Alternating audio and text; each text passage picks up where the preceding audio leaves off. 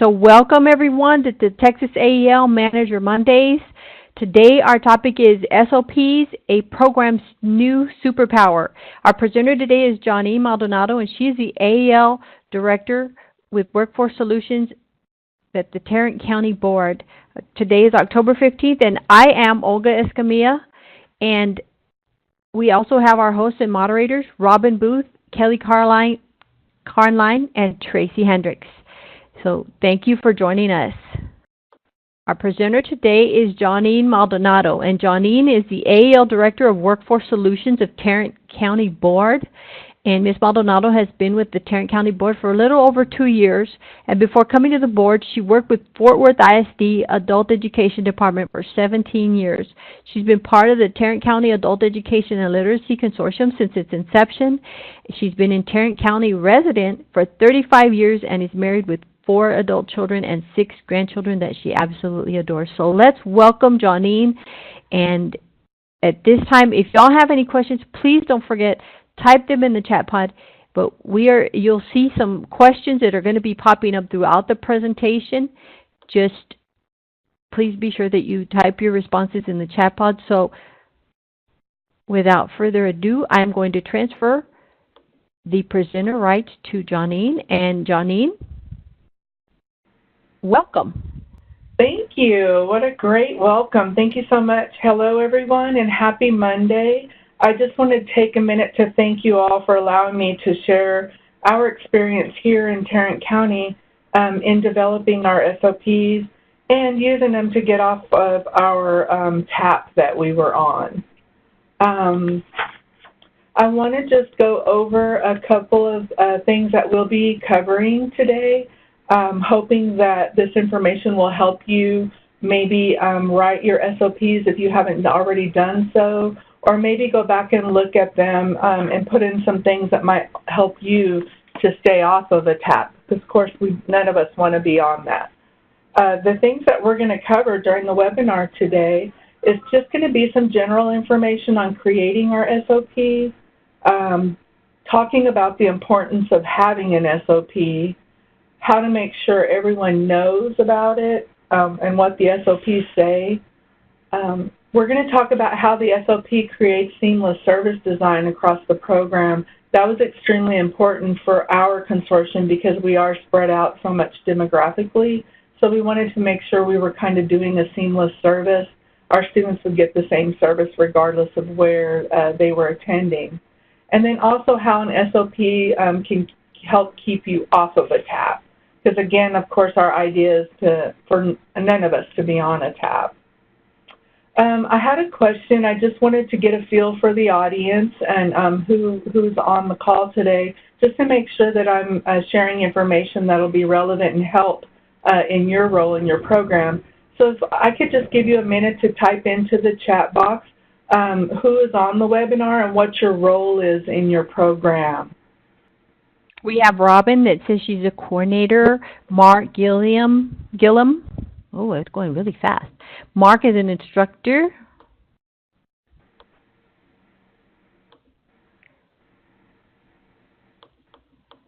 Oh, it's going really fast. Joy, Adult Education Coordinator. Kelly Meeks is a Transition Coordinator, a Career Navigator with Navarro College. Gracie is a Grant Project Manager for AEL at Brazosport College. And Summer Neff is a Contract Compliance Specialist. We have Courtney Salcido, who's a Program Administrator, and Blanca Lincoln, who is the ESL Director. Liz Moya, she's a PD Coordinator, and Marie Anaya, Career Navigator. Nadine Townsend, she's a Coordinator with Angelina College, and Sharon Moss is the Director. Thank you all for your responses. Welcome.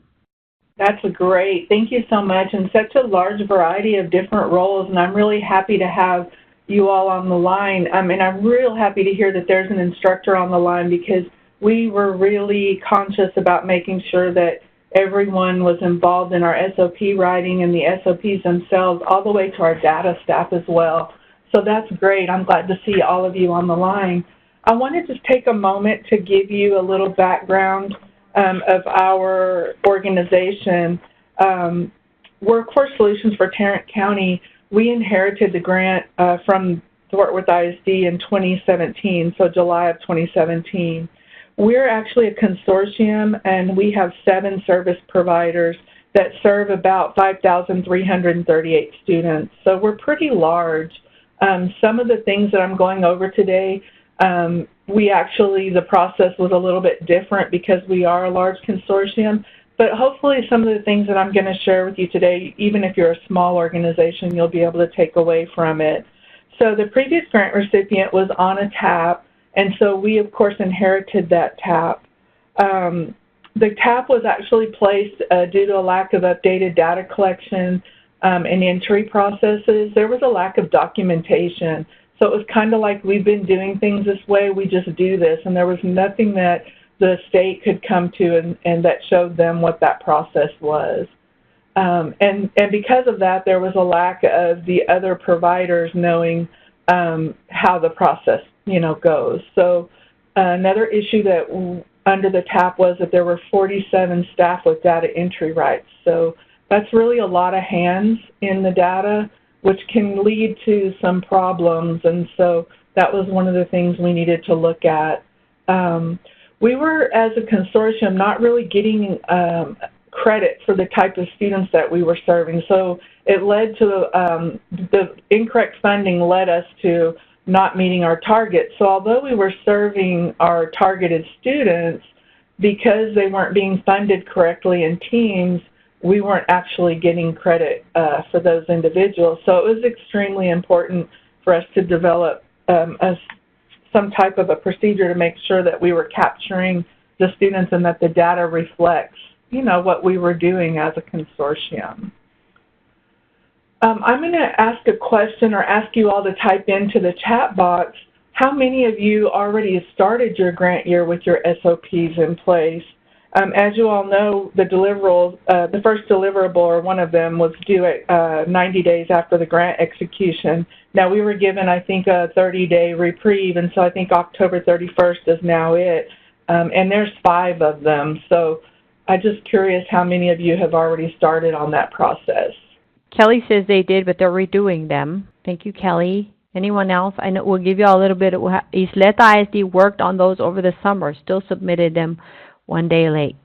Yeah, those SOPs, they're difficult. I tell you what, it's hard to start from the beginning, and it's a constant, work through. So there's a few more responses coming in. Somebody said they did. They're revamping. Somebody turned them in, but they're also revised. They revised them, and Cindy Elizalde said they're working on them. Thank you. So I'm just going to talk now about kind of our next steps. So once we inherited the grant in 2017, we got together with the planning group and here at the board offices, and we talked about what our next steps would be. And as you probably can obviously already know, the first thing was to get off of the TAP. We needed to do whatever was necessary to get off of that TAP word. So what we did is we formed a planning session, a 2-day planning session, and all of the partners, administrative staff came. So that was the coordinators and the directors, navigators. They came, and we invited our TCAL PD specialist at the time to come with us for those 2 days so that we could kind of work on our standard operating procedures and develop some forms. We needed to have some standardized forms to make sure that everybody across the program was doing the same thing and we were going in the right direction. So what we did to get started working, pretty quickly on it was we took the list of required SOPs from the grant, and then we also brought in our technical assistance plan that was drawn up or written up, and our continuous improvement plan at the time with our PD specialists. And we used those documents to help us kind of guide us into where we would get started to make sure that we were in alignment with what we had written into those plans. Obviously, we chose our weakest area to start with so that we could ultimately, get off of the TAP. So our weakest area obviously was our data management. And so it was really important that we started on our data management plan and made sure that that was aligned with our other, our continuous improvement in our TAP plan to make sure that we could, of course, meet our goal. So what we did at that point was, during those 2 days, we started on the first day with our specialist, and we started to look at the areas that we needed to address. And then we started to write and started to put things together. And then what we did at the following day was we took the SOPs, the draft. It was really rough. And so we took the rough drafts of our SOPs, and we broke out into groups. Fortunately, there's a lot of us because, again, we do have 7 providers. So we were able to just take a group of 2 or 3 people, and they would we all broke out, and each group would just go over the SOP to make sure, to make any changes or adjustments to it. Once we were done at the end of those 2 days, we brought everything back, and we combined all of the changes and the necessary adjustments, and then we provided a binder for all of the providers. So we made 7 binders and gave one to each of the program so that they could take that back to their staff and then begin to start disseminating that out to the rest of their staff. At the time, we were doing this all manually. We didn't have a place really to house it so that everyone could get access to it. Since then, we've been able to set up a SharePoint, and so now we have electronic copies of all of our SOPs. So as we make changes to them, those are live copies, and everyone in our program has access to the SharePoint so that they can go in and get the latest copy of the SOP.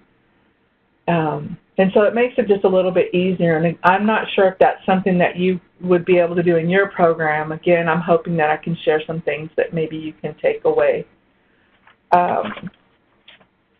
Since we had some of the processes that were overlapping, a lot of what we do in our SOPs, it kind of crosses over into some of the other operating procedure areas. So, for example, a lot of our data management is also covered in the orientation and assessment or in the PII. So we do have a lot of overlapping that goes on. The ones that we created at the beginning was the data management and documentation, the recruitment and marketing strategy, PII, orientation and assessment, the IET and intensive, and the professional development. Again, the IET intensive and the PD, we kind of went a little bit above and beyond. We're actually working on an additional SOP in another area just because we are so large and we have a vast variety of providers. We want to make sure that everyone has procedures or standard procedures in each area that we offer service delivery. And so some of what I mentioned today or talked about today isn't really a requirement, but again, hopefully it'll be something maybe that you can take and use it, within your program. Want to take a second to talk about the SOP design. It was really difficult from the beginning to get started and kind of what would it look like. We used the template that was sent out, and that was just really generic and basic. And again, because of our size, we really wanted something that someone could pick up, maybe an instructor out there in the field at night that had a question and no one could answer at the office.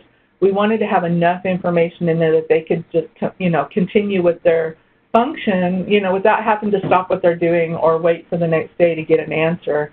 So ours are pretty detailed and lengthy. Our data management SOP is quite lengthy. It's, I think we're up to like almost 30 pages. So again, it's not to say that our way is the perfect way, but it's what works for our program and making sure that we're meeting the needs of everyone. So all of our SOPs have the table of contents so that everyone can find what they need. And then we also have in each of our SOP areas, we start with like a summary and a target audience. So prior to the strategies, you'll see a page that says, it'll say like summary and target, so that people know what the language is really written to, like what type of audience and what kind of information they'll be able to find without having to go through the whole SOP. Our SOPs include really detailed steps, along with, as you can see here, we've added some strategies on how to make sure that the process is being completed. Of course, one of the things that you will continuously have to do is revise them.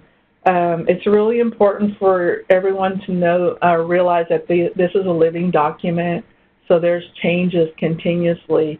One of the biggest changes that we're finding here lately are the AEL letters. So every time TWC sends out an AEL letter or guidance for us, we need to make sure that we're going back and adding that language into our SOP so that out in the field they're aware of it. Although we do share the AEL letters on our hub or SharePoint, and all of our staff have access to that, we still try to write that language into our SOP just to keep everybody on track. One of the things, again, that's going to be extremely important is for you all to remember that, it's a continuous change.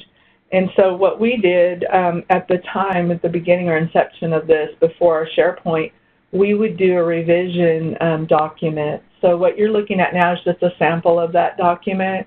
So every time we would make changes to it, we would do the revision page, and then we would hand that out at our contractor meeting. We have monthly meetings for communication. And so we'd hand that out, and then that would just be, at the back of the SOP for the rest of the year, so that we have the documentation there, and we're not having to go back in and change the language within the SOP. And then what we would do at the very end of the year is just go in and make sure we added those changes before we sent out the new year. And again, now how it's being handled is we just continuously make the change. As soon as we get new guidance or something changes, in AEL, we just go back into our SOP and make that change, and it's a live document that sits on our SharePoint. And then, of course, we have an announcement page on the front of our SharePoint, so staff is aware of when there's a new change or a new AEL letter. They're kind of given that heads up so they can go and make sure they're downloading the most recent SOP. I want to take a second just to have you guys type in the chat box how you guys, maybe you could share your best practices on how you keep your SOPs revised, and how do you train your staff on those changes, because sometimes that can be difficult. Joy says they're a new program, so they're learning. And thank you, Joy, for joining us, because this is the best opportunity for you to know or learn what other people are doing, and maybe give you ideas so that you could move forward with your SOPs and sharing how you revise them. So thank you for your response, Joy. I think people have a lot to type. We're waiting. Anyone? Oh, here we go. Oh, yes, Kelly. She said, we did the electronic copies to plan years ago, and it has made a huge difference. We each review the AEL letters, discuss any changes, and revise the necessary information. Then we have a collaboration day with staff to train. That's great. Anyone else? Thank you, Kelly. That is great. Oh, I'm sorry. I'm sorry. Kelly, when you say electronic, what program do you use? And while you're typing that, I'm going to read Gracie. Gracie says, not sure how it was done before me, but I look at the SOP and determine revisions after AEL letters or from a consortium meeting. The staff and I meet monthly to talk about changes as well.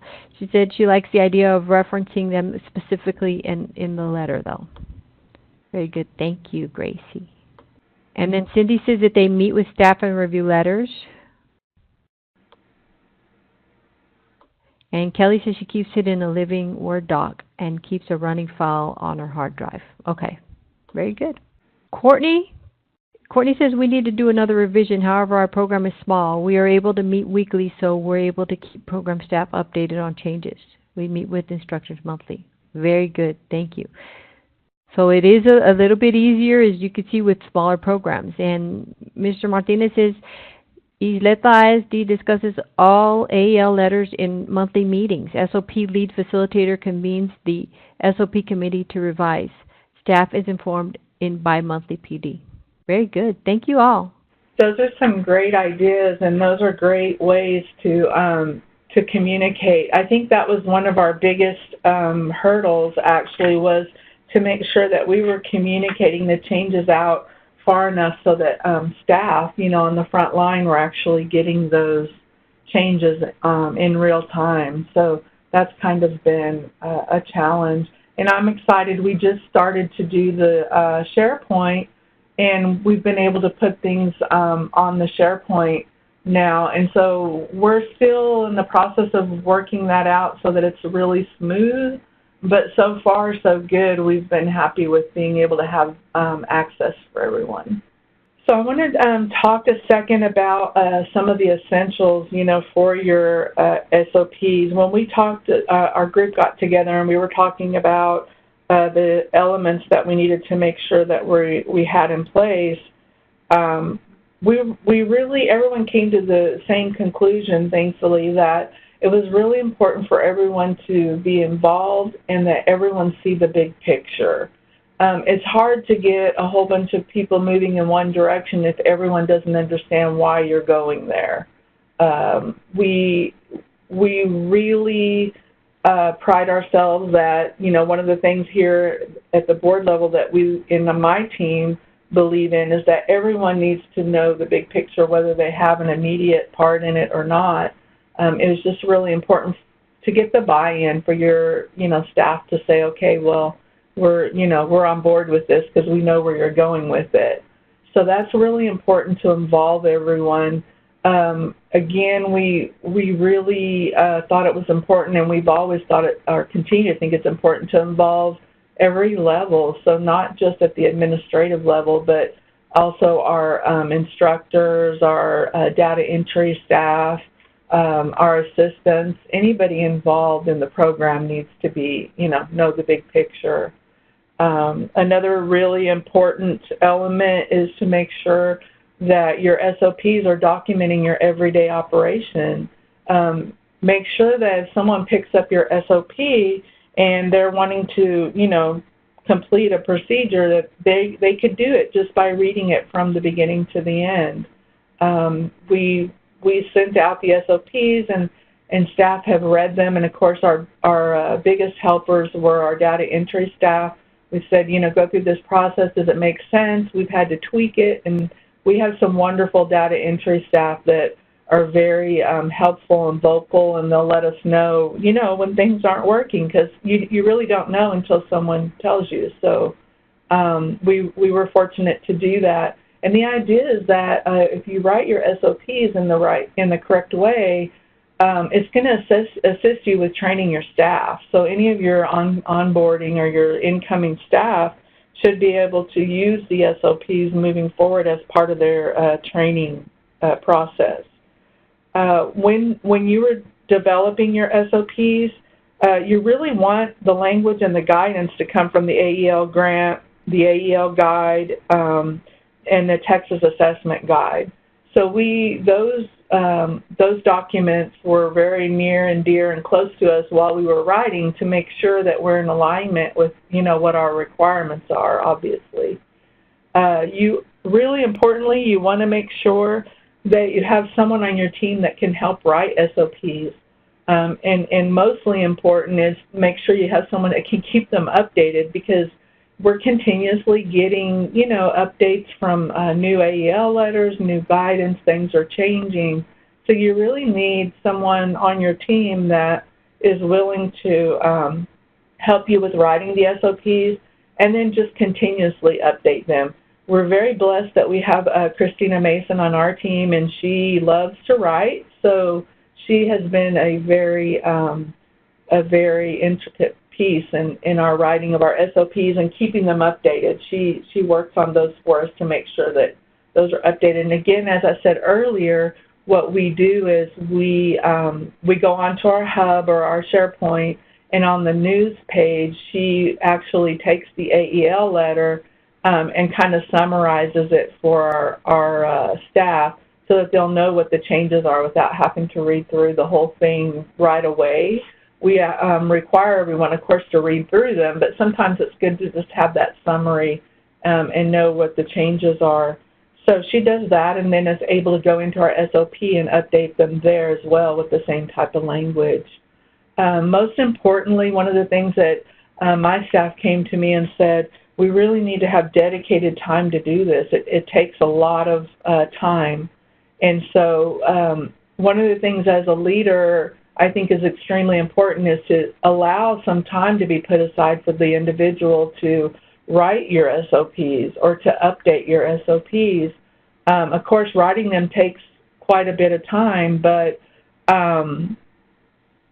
as long as you have someone that's willing to work with you on that and keep them up, it makes the challenge a lot easier. So we dedicate time for her to do that. And again, going back to earlier what I said, you must be willing to make adjustments. Remember that it is a living document that can be changed sometimes a couple of times a week for us lately. But just be willing to make those changes, whether it be manually or electronically, however it works for your program. There's a question in the chat box about if our SOPs are written in a format that are general enough to encompass all of the providers, or do we write them with sections that are detailed enough that reflects the individual program? So we write our SOPs pretty general. We do have some local flexibility areas for our providers, and we actually document that in our SOPs. There's a section when we're going through the steps, we'll say whether it's no local flexibility. We really formatted it like our AEL letters are formatted. So if there's some flexibility that's allowed, we make sure that our programs know that, and they write their local procedures according to that. And then the job position or type of person recommended for the SOP point person, would it be leadership or frontline staff? That's really going to be up to you individually who you designate to do that. We do that at the leadership level here at the board just because we're the oversight and management. However, understand that a lot of our frontline staff and our providers have constant input. Many of the changes, if it's not related to an AEL letter, if it's an actual procedural change, comes from our data entry staff contacting our QA lead, and that that will make changes. We really try to keep the communication open. We're blessed to have good communication in our consortium where everyone feels comfortable to pick up the phone and just mention if there needs to be a change, and we're willing to change on a dime. So as far as what job position or the type of person, it's really going to depend on your program. That is a great question. I want to take a second and ask you to type into the chat box, which of the 5 required SOPs did you find the most difficult? And then can you just share with the group how you were able to overcome the challenge? I had mentioned earlier that our data management was our most difficult, just to make sure that we were encompassing everything. Okay, I guess no difficulties, Johnine. Okay, well, if you do have difficulties, I can only tell you. Oh, there you go. We got one. Thank you, Joy. She said it was a challenge to know how detailed versus general to be in them and bringing the various requirements together, making it work for our small program. Yeah. And that's I'm glad you said that, because you're right. It's very different between a large and small program. Okay, we got some responses. So Mr. Martinez says recruitment and outreach was and still is tough. Grace says she didn't create it originally, so she's not sure what the barriers might have been. Very good. Thank y'all. Yeah, thank you. It is challenging, I mean, in all of them. Oh, I see another one. Kelly says our point persons are our coordinators and director. The IET portion is lengthy because of all the different areas we service. Yeah, they are challenging in writing these, but I think the most important thing is, again, going back to making sure you have everyone involved. So, and it's hard to know whether it's too much information or not enough information. Really, it just needs to fit your program. Although we do have requirements to make sure that they're written, we did ours very detailed just because there was really not anything out there in writing, and we wanted to make sure that all of our programs or our providers had the direction or had a little bit of guidance. And so we really went very detailed. But again, there are some flexibility areas, and we leave that open to them, for their individual programs. I want to talk a second about our data management SOP because, again, that one was the one that was really the most difficult for us. Due to the TAP, being related to this area, we not only needed to create the process pretty quickly, but we needed to include, the strategies and forms and use or encompass some compliance tools to help keep our data clean. Some of the areas that we really have added a lot of backbone to is the data entry weekly, no later than bi-weekly per our assessment guide. We were kind of in that mentality of monthly, and it's hard for some of us that have been in the business for a while to get out of that.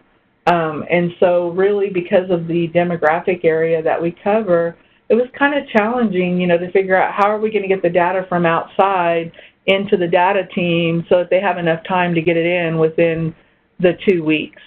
And so we really, worked hard to kind of put a process together, and we've written that into our data management SOP, and we're currently revising it. What we've done here is our QA specialist is getting together the data group, and they're going to work together on the process to rewrite and make sure that it's seamless coming from their outside sites into the data team. So we're still fine-tuning that area, and again, like I said, you're going to be continuously making changes, and you have to be willing to stop and throw something away and start all over again, and so thankfully we definitely all are on board with that. We work closely with our data entry staff, and again, they're the ones doing it. If it doesn't make sense to them and they can't make it work, it's a useless process, and so we really work closely with them. Each of another area that we really have improved on is the data entry for our IETs. It's kind of different entering the training hours and the face-to-face hours when the IETs are involved. So what we did was we had each of our programs designate the data specialist that will be entering the IETs, just so that we could do a little more specific training with them and ensure that they're able to, enter the data correctly so that we're getting credit. And then also in thinking about follow-up, we're going to have to be putting in some manual entries for the credentials and the follow-up, and so it's going to get a little sticky. So we just thought it would be much easier to have someone that was doing it continuously. And then, of course, we do cross-train for backup. So there is a person that could go in and do that for them as a backup. Another area that we had to improve on was our TANF verification. So in order for us to spend our TANF funding, we needed something very specific, a procedure for the TANF verification.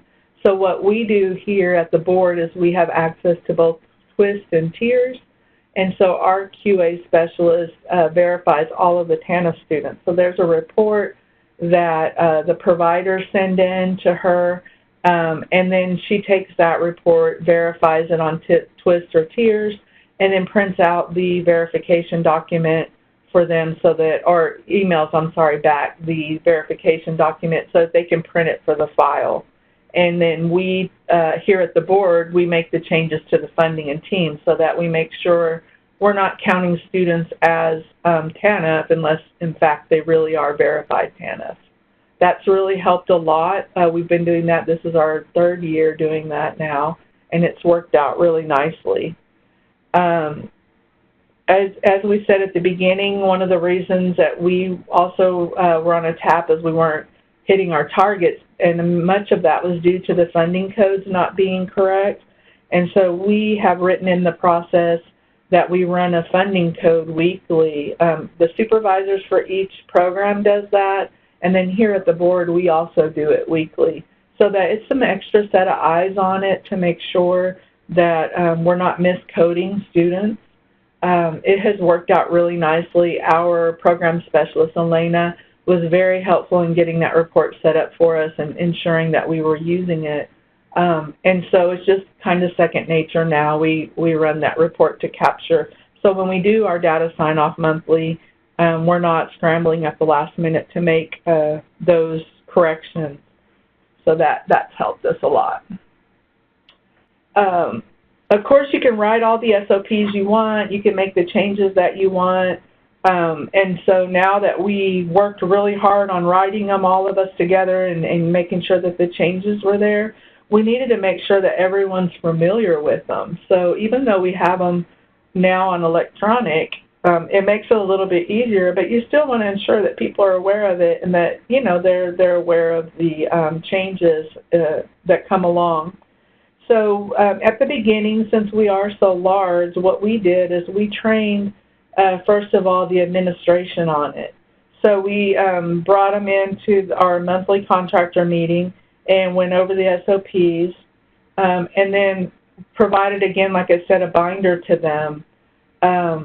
And then what we do here is once we distribute the SOPs, they sign a receipt. So the staff will sign that they've received a copy of the document and they've read it.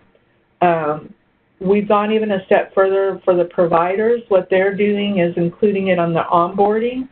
So as they bring new teachers or staff into their programs, they're actually providing them a copy of the SOP, and then they give them that little receipt page, and then they're just keeping that receipt, you know, in their folder so that we know that everyone actually has a copy of it and they've seen it. There's a set of directions for training the staff, and we use our SOPs as a set of directions, and so the SOPs are brought into their trainings.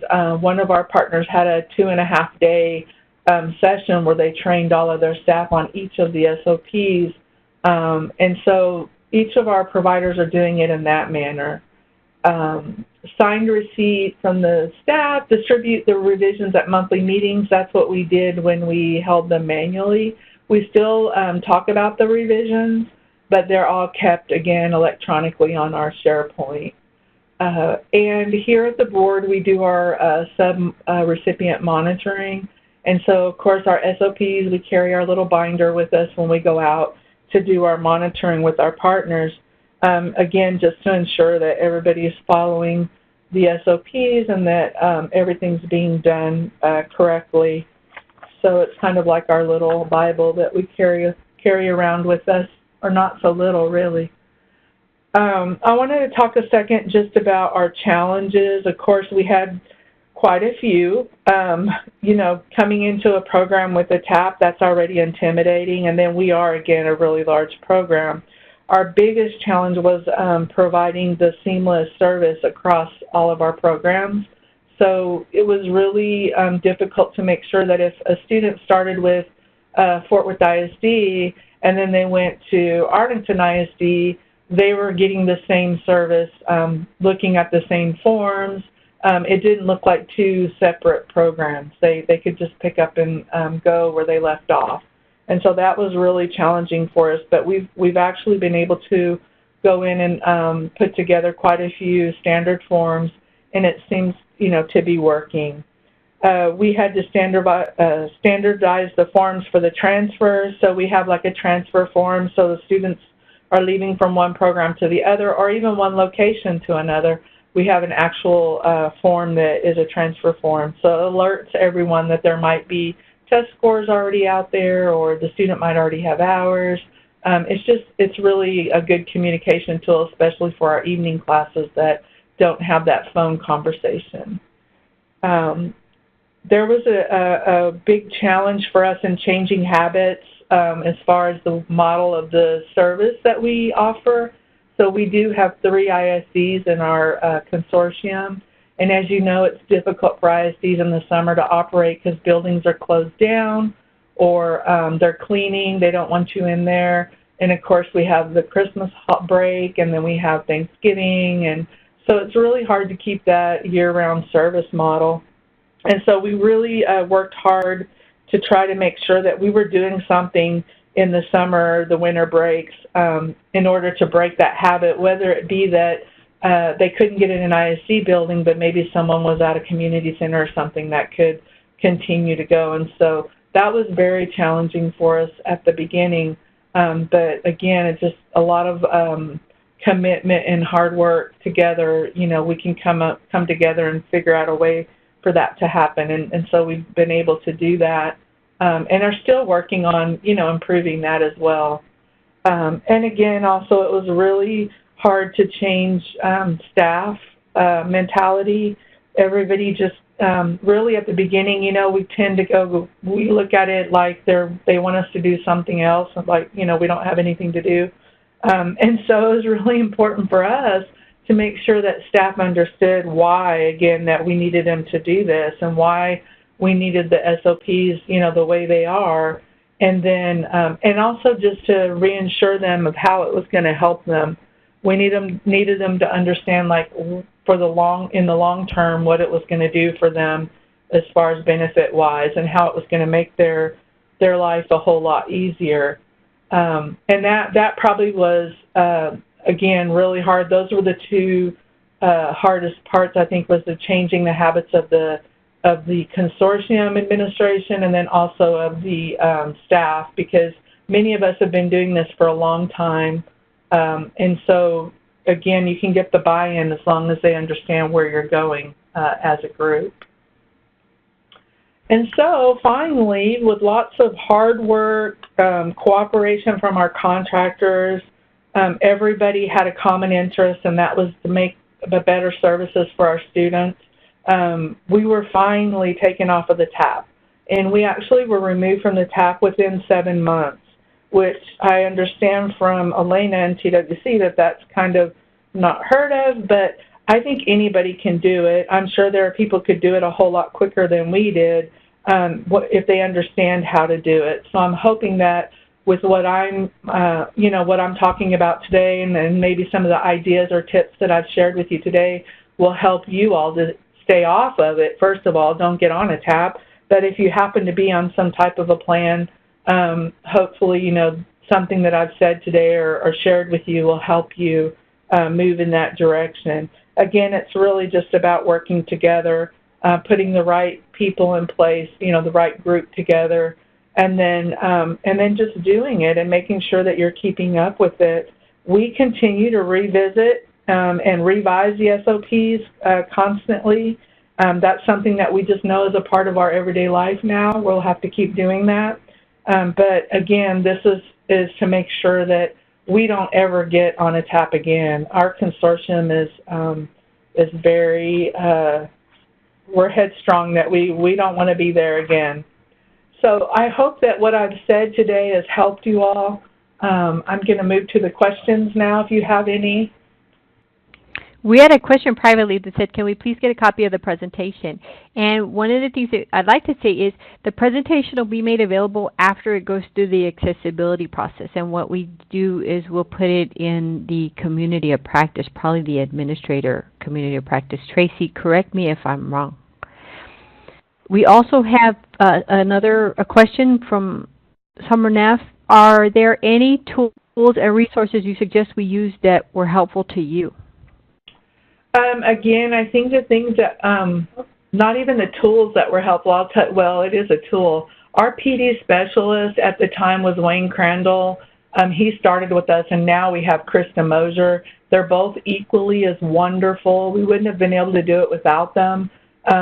Wayne was gracious enough to come and spend those 2 days with us, and he was very helpful, you know, in helping us to determine what kind of trainings do we need to put in place to make sure that these procedures were happening, and to identify that, area.